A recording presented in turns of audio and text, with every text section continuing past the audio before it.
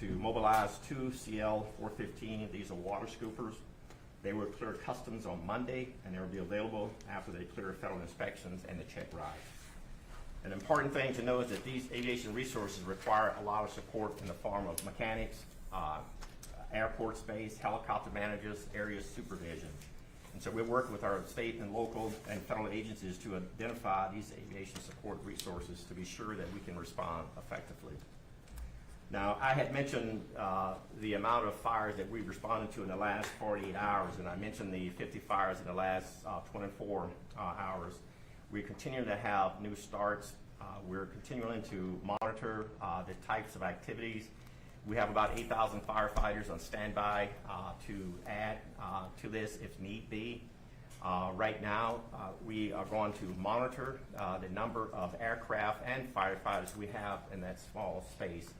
Because as you can imagine, there's only so much you can put in a space before you create other challenges there. The airspace in that area is pretty tight. You have commercial airports and others in that area. You also, unfortunately, have drones in the air, which is a concern to our pilots and to the safety of the aircraft, and so we have to be mindful of that. I only bring it up to let you know that this is not a very easy environment to operate within. Our firefighters, both federal, state, and local, and tribal, are doing just an outstanding job in what I consider to be some significant challenges in a significant environment. I think, as I look at some of the questions that you may tend to ask, it's typical that the causes of fires isn't known immediately because resources are really focused on response. However, all the fire causes are investigated, and I want to be upfront with that. Each one of these fires will be investigated to see what the cause and origins of them are. And what we know now is that it would be unusual for there to be lightning-caused fires in Southern California at this time of the year. Fire investigations are the responsibility of the jurisdiction of where the fire starts, and we're ready to assist with this if and when needed. Thank you all. Thank you.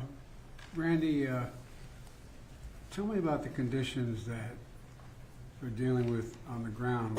What's most concerning for you? Most concerning right now is the wind, because the wind is limiting our ability to put aircraft in the air. Aircraft will not put that fire out, but it gives our firefighters, our boots on the ground, a really good opportunity to put the fire out with a little help from retardant and water drops. With these Santa Ana winds, what's interesting about this part of California, these Santa Ana winds comes off the ocean usually in the mornings, and then you have the sundowner winds in the afternoon pushing the wind back the other way. And so while you're fighting to stop the fire this way in the morning, you're also fighting to stop the fire from coming back at you in the afternoon. The sundowner winds are not significant as we speak, but those are the challenges we have in that part of California. And so again, our firefighters are doing just an outstanding job of working in that type of environment, which their lives are really at risk pretty significantly under these conditions. Thank you. I told you Administrator Griswold is off with the governor, and I'm inspecting some of these areas. So we have Bob Fenton. Bob, can you hear me? Hello, Bob. Yes, sir. Mr. President, I hear you. Fire away. You hear me, sir? I'm there. So the administrator is with right now the governor, the mayor of LA, county, local officials, getting a briefing on the fire to really understand what the needs are as we move forward, not only with regard to the firefight, which Chief Moore was talking about, but also to regard to support the population displaced. Over 360,000 under mandatory evacuations, hundreds of thousands more with warnings. And so what we're doing now is ensuring that that we're able to provide any support to provide mass care to individuals, any assistance for the sheltering, any assistance for feeding, and then through the programs that we provide through our individual assistance that you authorize through the declaration, we're able to assist individuals with funding to offset their hotel costs. So applying to FEMA on the 1-800-621-3362 number is important, or disasterassistance.gov. We're sending teams out to the shelters. We know that there'll be a huge need after fires for mental health specialists, and working with HHS on providing that. As the Vice President talked about, insurance is problematic in California, especially with the fires. And so not only do some of the changes in our authorities help now with those that are underinsured, which we see more and more, but we want those that are insured to start seeking assistance to their insurance companies. Our programs can help individuals, especially displaced and who have lost their homes, with rental assistance until they can rebuild, and ultimately provide temporary housing. So we're in discussions with state and local governments on how we will meet those housing needs, both in the interim by using available stockage here, but how can we help rebuild? And then lastly, I would just say that we're really focused on already starting to discuss debris removal and all the hazardous waste that comes from fire and how to remove that safely between local, state, and federal government. We'll rely on federal partners, US EPA, the Corps of Engineers, and others to be part of that, that technical assistance help to support the safe removal so that ultimately we could rebuild. And one of the things that we will start doing in the next couple of days is starting that discussion on how do we rebuild, and not only rebuild, but rebuild more resilient and bring together state, and local, federal agencies to start that discussion in the weeks to months ahead.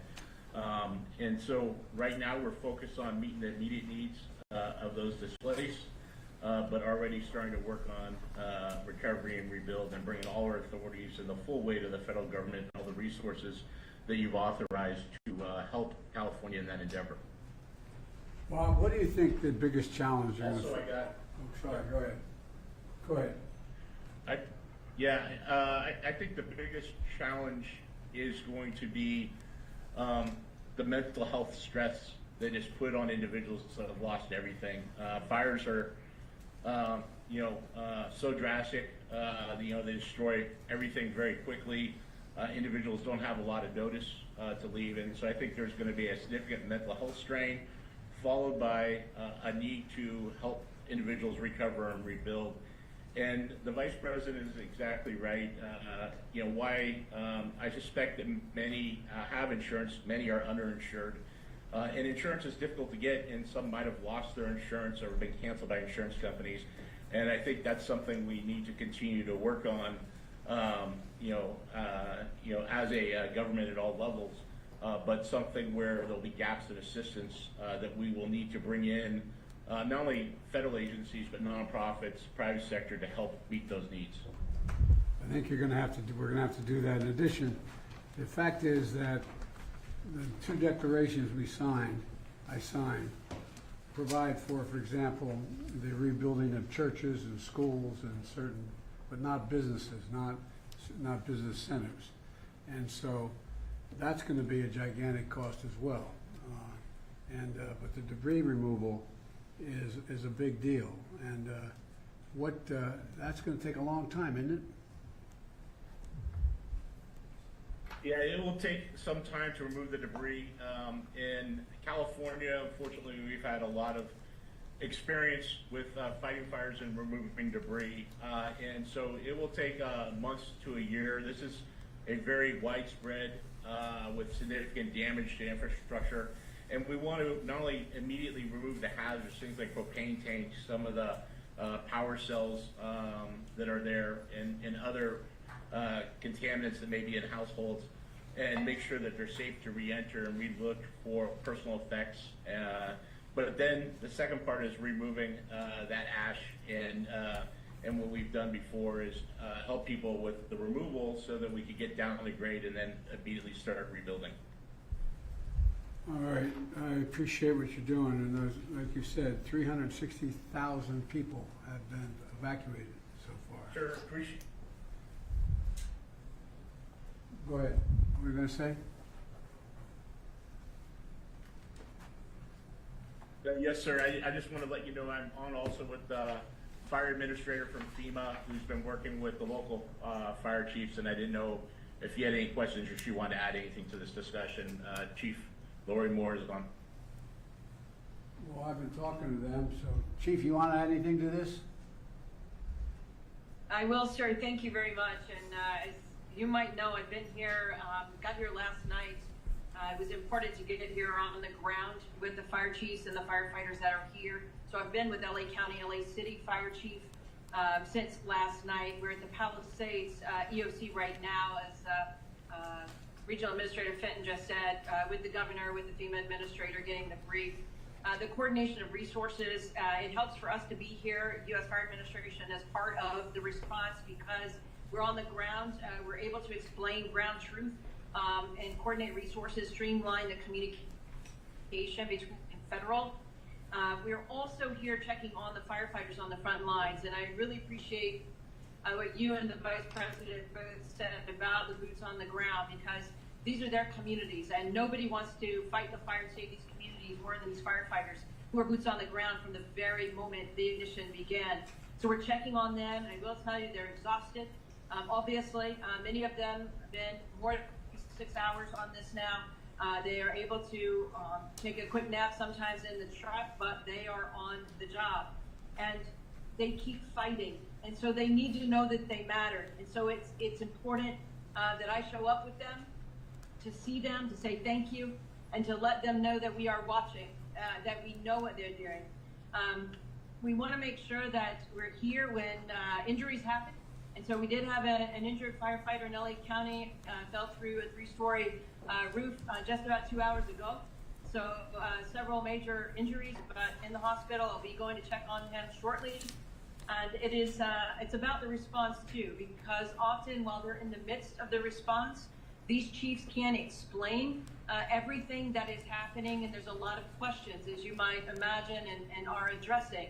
And so it's important that we're here to help explain why the fire's moving the way it is, the fire dynamics, helping people understand. And when there's questions, as you know, about the response or about the water, to help people understand that it's not over if there's not water in the hydrants. We have tenders, we have tankers, they're doing rescue. So there's a lot of work to be done, and controlling these perimeters. There's so much work that these firefighters are doing beyond the direct suppression on these fires. And so that's why we're here, and to continue to learn, because every one of these tragedies, unfortunately, is a lesson to how to prevent the next. And so it's important that we do that as well. And so we're going to remain on the ground here, sir, on your behalf for a couple other days to make sure that we are part of this conversation. We are part of the conversation. That's why I went out to California yesterday and met with those firefighters and met with those police officers, because there's also worry about looting and a number of other things. So they are really incredible people. They're making such sacrifice. But I think you're right. We have to provide them all that is humanly possible for them to be able to do their job. And there's going to be a need. I want to say it again, and we all know it around this table. There's a need for some help in terms of the psyche of these folks. There's going to be real problems regarding to the mental health issues, and we got to make sure we're prepared to deal with it. All right, now Deputy Secretary of Defense Kate Hicks. Secretary, why don't you tell us what you and I and others have been talking about the Defense Department doing and what they're prepared to do now. Thank you, Mr. President. Oh, Madam I'm Vice looking President. at I'm right here. the screen, No I know. worries. Yeah, that surprised you. Yeah. We are very much leaning in here at the Defense Department. We, of course, are always looking for how we can support state and local partners, and of course our interagency partners in the federal sector that you've already heard from. And that includes every tool that we believe we can leverage that causes us to always lean forward to make sure our partners understand what we could bring and be responsive to requests that they're coming forward with. And we have been in receipt of some requests. I will turn, with your permission in a moment, to Chairman Brown, and then we also have on the screen with us the NORTHCOM Commander, General Guillot, who is our focal point for responses here in the United States homeland. Secretary Austin this morning out in Germany already in his opening remarks for the final Ukraine Defense Contact Group spoke explicitly to our intent and efforts underway now to provide search support. And so I just want to emphasize it's so important to us that he's put that front and center even while he's concluding this important work overseas. You had mentioned some of the efforts we already have underway. We are ready, as I said, to engage with our partners on further efforts. With your permission, I'll turn to Chairman Brown. Please, Mr. Chairman. Mr. President, Madam Vice President, as you highlighted, we do have 500 personnel already identified to be able to support. Not so much in firefighting, because it takes some 10 days of training that would be required, and we don't want to pull firefighters away from that, but they can also support with rock clearance capabilities, commodity distribution. We talked about the airlift with their helicopters. There's 10 U.S. Navy helicopters as well as 10 Guard helicopters. The winds have been challenging to get them airborne. They can also help with the ground search and rescue, incident response, awareness, and the medical support. Those Marines will be in place in the next 24 to 48 hours. The California National Guard also has, by tomorrow, they'll have about 1,000 service members that will be available to be able to support as well. About 250 of those actually have some firefighting capability, and they can be trained in the next 24 to 48 hours to also support firefighting. As was mentioned, the C-130s with the modular aerial firefighting system, 2 of those are already channel Explain what that means to the average listener. Yeah, so what it is, it's a C-130 that's modified. It has a system that's put in a modular system that's put into the back of the C-130, and so it's able to push out either water or the slurry retardant associated with. And as was highlighted, they are usually prepared to do this during the firefighting season. This is several months prior to when they would typically do this. And so there's 2 C-130s that are already at Channel Island. They're in just northwest of Los Angeles. The other 6 will be there within the next 24 hours or so. The first flight will start tomorrow, and then they will continue to be prepared to be able to support. We're also looking at surrounding bases that may have ability to bed down any displaced personnel or families. We got about 1,000 beds that have been identified at either Edwards, March, or Fort Irwin there in California.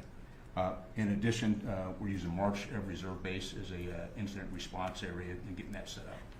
Mr. President, last thing I would say is what I've, before I turn to General Guillot, what we really try to do is identify things that we know we could lean forward on before there's even an ask.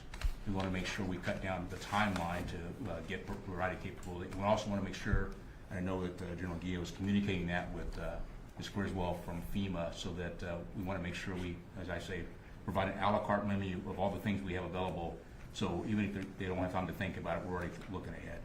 Last thing I would say is when I met this afternoon with my staff, the thing we also talked about is there's immediate response, but there's also, as was highlighted, the longer term response of things that we'd have to be able to look at in recovery.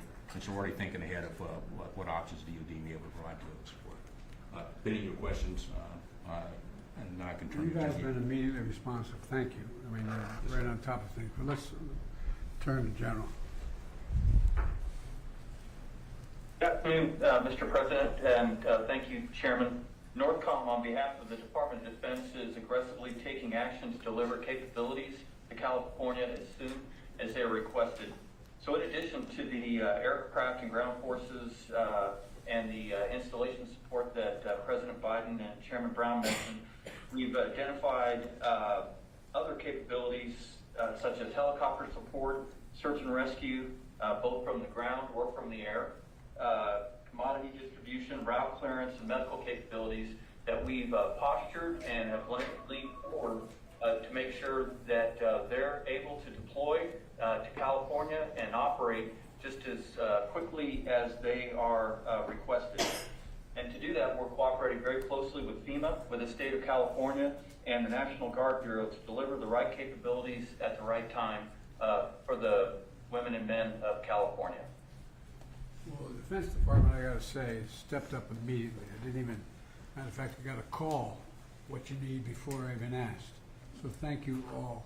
And you have incredible capacity and capabilities, and just getting them in place as quickly as possible is the most important thing. We're doing that right now. So I think you're going to see an awful lot of help coming based on what you want to do, what you can do, and the entire department is surging capacities, in my understanding, including the aerial equipment to fight these fires. So thank you very much. Now, I'd like to speak to our Department of Energy Secretary Jennifer Granholm. She will brief us on power outages and initial assessments of impacts on the power grid in Los Angeles area.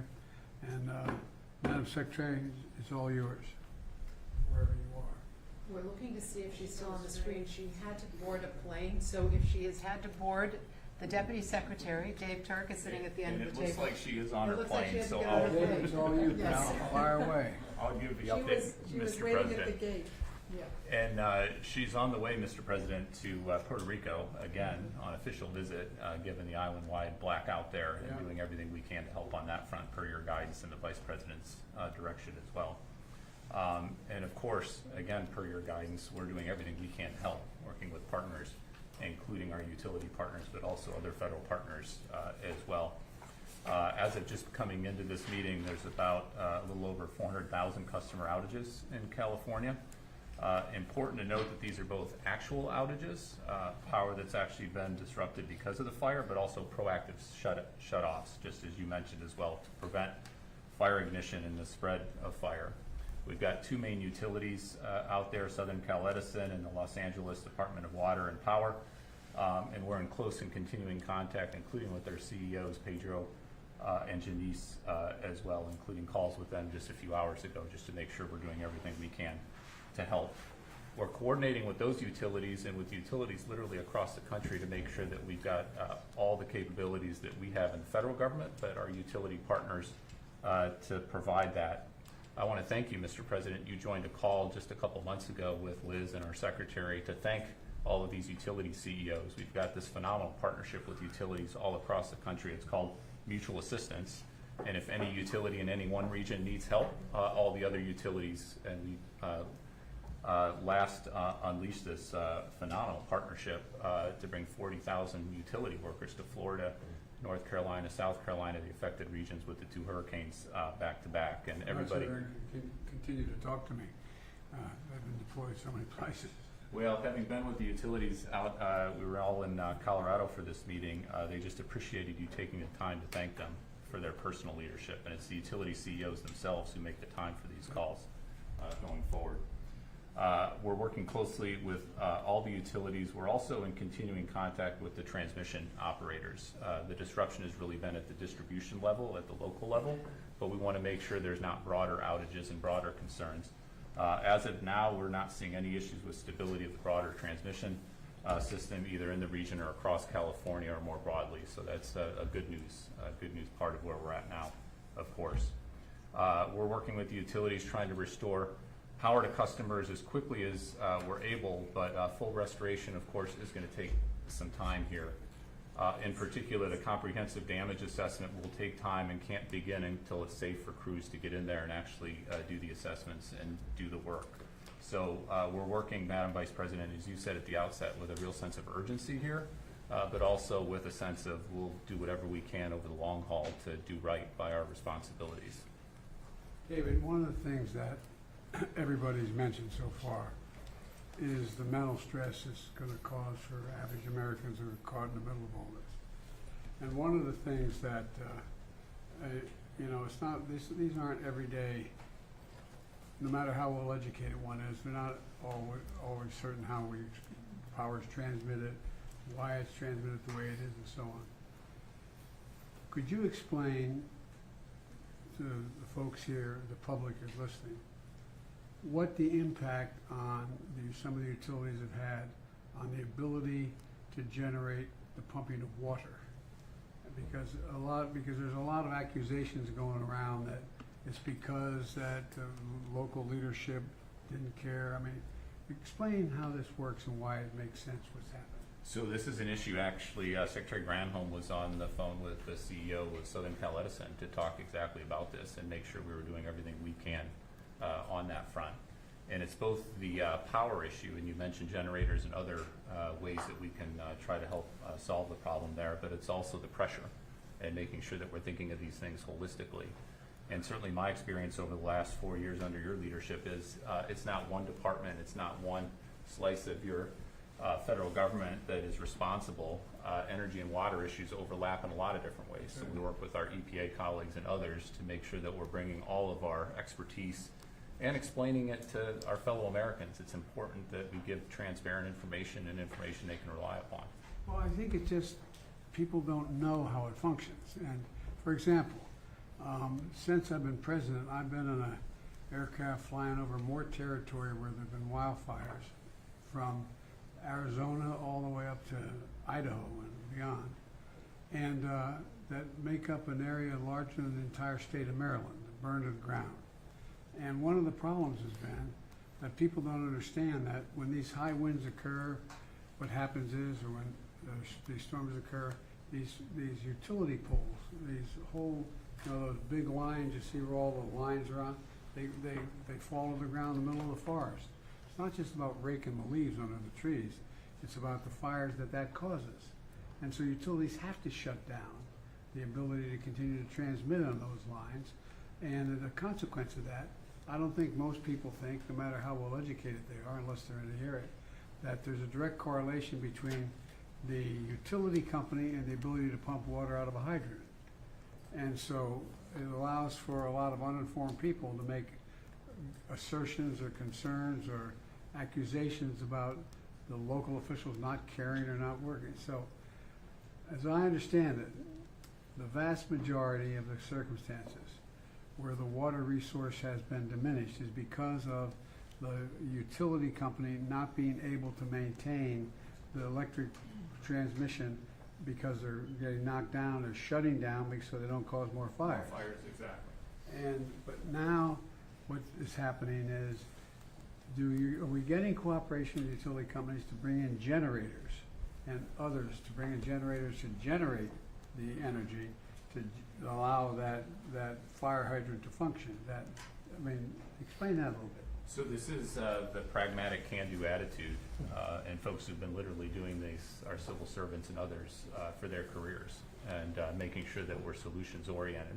We sometimes call our department the solutions department, as Liz knows from having been deputy secretary of the Department of Energy. And so whatever gets the power on to allow the water, whatever gets the job done, a lot of times it's working with our defense colleagues who have terrific assets that can be brought in quite quickly. The other point I'd like to make, Mr. President, to thank you and the Vice President's leadership and our folks in Congress, your bipartisan infrastructure legislation actually provided $10 billion. It's a GRIP program for grid resiliency to improve the resilience of our grids so that when the grids do go down, they come back on quicker. That's $10 billion that we've already gotten out the door and is being invested in communities all across the country. We need more of that. We need continued focus on infrastructure, but infrastructure matters. It matters a great deal because, for example, one of the things that I knew but I didn't know, that I didn't put a number on it, it'd be a lot easier if these electric lines are running underground in contained vessels. So in the middle of forest, so there's nothing that, but it costs what, 6 times more? It can cost 6 times more, and we're doing a lot more undergrounding thanks to your leadership on the infrastructure funding. It's not cost effective everywhere, and some places it's necessary. some places it's absolutely necessary, and we need to have the funding and support to do that as quickly as we can. Well, I think we're moving in the right direction. I know it. Look, this is really, really, really difficult for families to have to deal with it. I have a family member who lives out there, and the area where he lives, I'm not getting into detail, but where he lives, I think there are something like 240 or 260 homes that burned to the ground, all but 14 or 15 of them. And everybody has to evacuate. And people are going, when do I get back? Will I ever find that picture album? Will I ever find the jewelry that my grandmom gave me? Will I ever, there's so much anxiety that's generated. And I think that we've been through this once before in Hawaii where the fires occurred and we're trying to build back up the community so they could open up and things be running. But it's really, really, really hard. So I'm going to make an appeal right now to the United States Congress. They're going to have to step up when we ask for more help. more help to get these people the kind of shelter they need, to get the kind of help they need, because it really does matter. And you guys do, I'm not being solicitous, you all do a hell of a job. And we've learned, unfortunately, so much. And there is, in case you haven't noticed, there is global warming. It does change weather patterns. And as you explained, Randy, wind's going in and wind's coming out. You get the one going in, but you don't want the one coming back out. And so my point is that I think the more we can explain to the American people in plain, straightforward, honest English or whatever language of us understand what exactly is happening, the more likely we're likely to get the kind of support and not make a political deal out of this. I'm leaving this office very shortly, but it's not about the politics. It's about giving people some sense of security that we're going to be able to get this under control, but it's going to take time. And it's going to take time.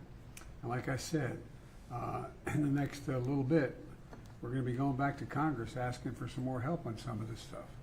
And I hope they're ready to step up because we can afford it. And like I said, we have a little infrastructure bill that's over $1 trillion. It's going to be able to help a little bit.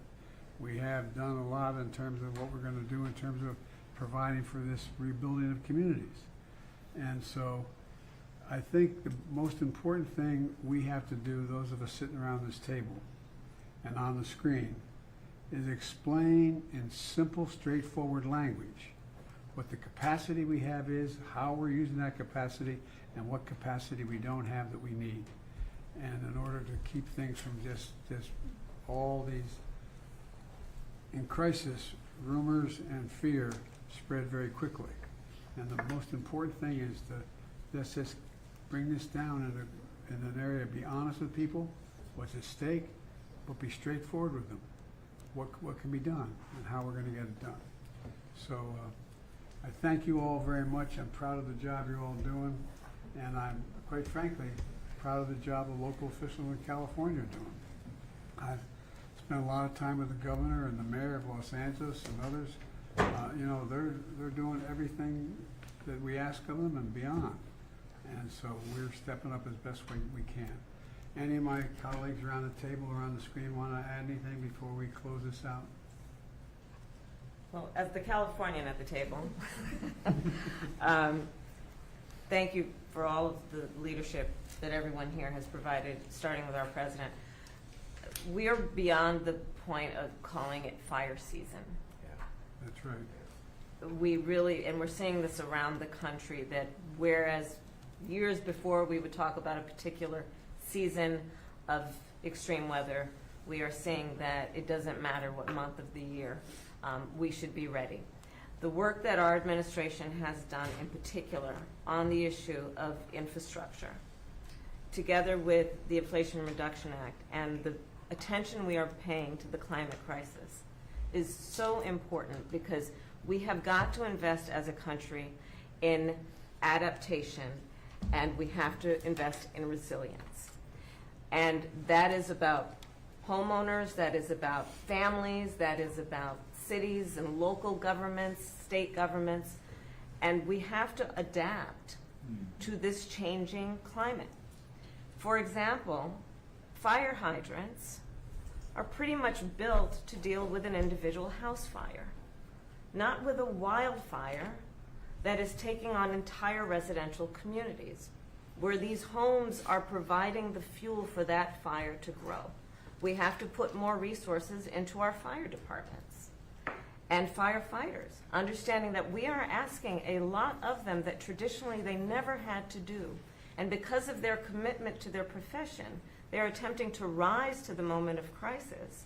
But we need to put more resources into those individual professionals and into the departments that sustain that work with the mission. That is such an important mission in times like this. So, Mr. President, I thank you for your leadership, your foresight to understand what over these last 4 years we could do to leapfrog in front of what we know to be a changing climate to meet these types of moments. And God bless all of the people who are on the ground right now in California doing that work. I thank you for your comments, and I think I totally agree with you, which will not surprise anybody. Look, there's an expression from famous Irish poet. He said, all's changed, changed utterly. A terrible beauty has been born. All has changed in the weather. Climate change is real, fundamentally altering, not just here, but around the world. Around the world, what's going on. And we've got to adjust to it. We've got to adjust to it. And we can. It's within our power to do it. But we've got to acknowledge it for to begin with. Just acknowledge that there's a change taking place, that we're not going to be able to legislate away. It's real. There is global warming. It's real. It's having a profound impact. And where it goes from here, I don't know, but I know one thing. We have the capacity to respond to it if we, in fact, exercise our good judgment. So thank you all very much. I appreciate it. Mr. President, do you trust that California will get the aid they need in the next administration? Beg your pardon? Do you trust that California will get the aid they need in the next administration? I'm not in a position to answer that question. I pray God they will. Do you have a trust? Mr. President, do you have a sense of how much this is going to cost in the end? No, the truth of the matter is no one can tell you that. For example, just clearing the debris. You saw what happened when we were dealing with the hurricanes that occurred from North Carolina to Florida. The cost of the debris cleanup is gigantic, gigantic. The cost of replacing the housing is almost exponential. I mean, we don't know what it is, but we know one thing we have to do. We have to stay with it. We have the capacity to do it, but we don't know that. Anybody give you a number now, they have no idea what the hell they're talking about. It's a big, big, big number. Mr. President, Whoa, wait a minute. Mr. President, can you update us, please, on the Hamas hostages and what you think of the incoming administration's efforts and ultimatum? I can, but I'm not sure it's appropriate for now. We're making some real progress. I met with negotiators today. I think there's what's going on right now in Lebanon, and we finally have a president. He's a first-rate guy. I spent time on the phone with him today, about 20 minutes to half an hour, what they have planned. They're also working very hard with the Lebanese military, accountable to the Lebanese people, not Hamas, not Hezbollah, not any other group. And so I think we're seeing some progress. And I know hope springs eternal, but I'm still hopeful that we'll be able to have a prisoner exchange. Hamas is the one getting in the way of that exchange right now, but I think we may be able to get that done. We need to get it done. Thank you all very much. What else can you do to help Ukraine before you leave your office? Thank you, folks. Please depart the Roosevelt Room. This pool spray is over. Thank you, everybody. Thank you, Press. Thanks, Mark. Thanks, Anita. Thanks, Darlene.